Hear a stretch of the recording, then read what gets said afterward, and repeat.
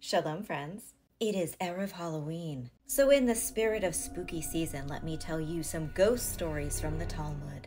Welcome to Throwback Reactions, Brachot 18. Rabbi Yitzchak said that gnawing maggots are as excruciating to the dead as the stab of a needle is to the flesh of the living.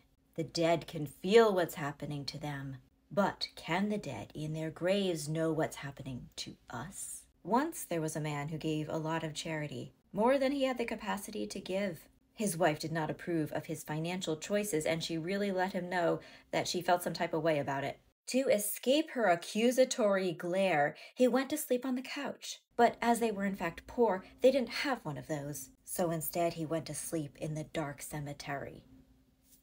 Like one does. That night, he overhears a conversation. The ghosts of two young women are talking to each other from their graves. The first one said, "Girl, come on, let's do some ghoulish roaming. I am possessed by the desire to listen to the heavenly curtain to hear what dire and fucked up shit is going to befall the world." The second spirit said to her, I would really love to go, but I have been buried in this mat of reeds, and thus I can't budge. But do go and report back. It'll help alleviate my FOMO. The first ghost returns and says she learned the ominous news that the first rainy season is going to be terrible. Everyone's crops are going to be destroyed, but the second rainy season would be pretty good. The man, who had been quite rudely, in my opinion, eavesdropping on all of this, decides to make use of this intel. He goes ahead and plants seeds during the second rainy season, and thus, lo and behold, his crop survived. His wife was surprised, pleasantly. They could afford a couch now. But the next year, the man went and slept in the cemetery again, this time of his own morbid volition. And again, he hears the two ghosts. The first says, "Let's go find out what farming-related doom will befall humanity this year."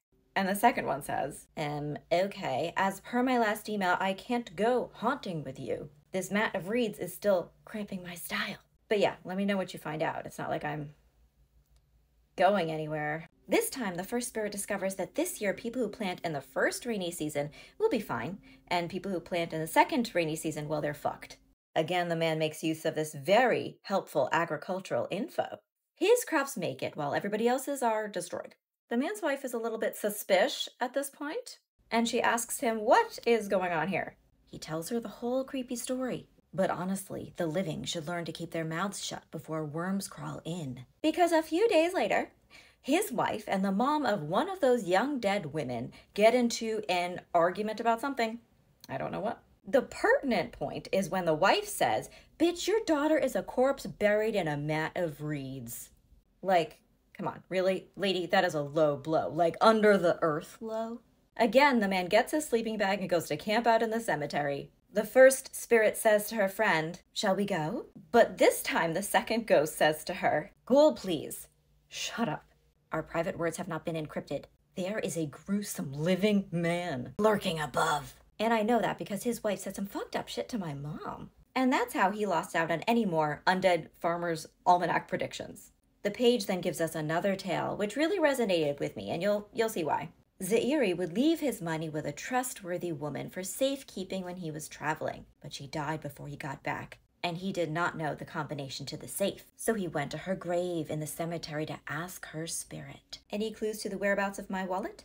And she tells him where the wallet is, which just goes to show how trustworthy she was, even in, death.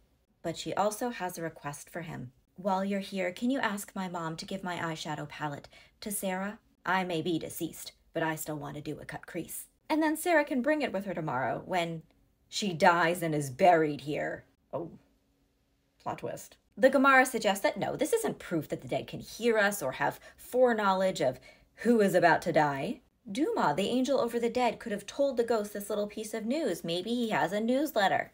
Maybe she read it on his Substack. Substack. But hey, as long as Duma is letting us know when eyeshadow deliveries are indeed possible, that's all that matters. I want it on record.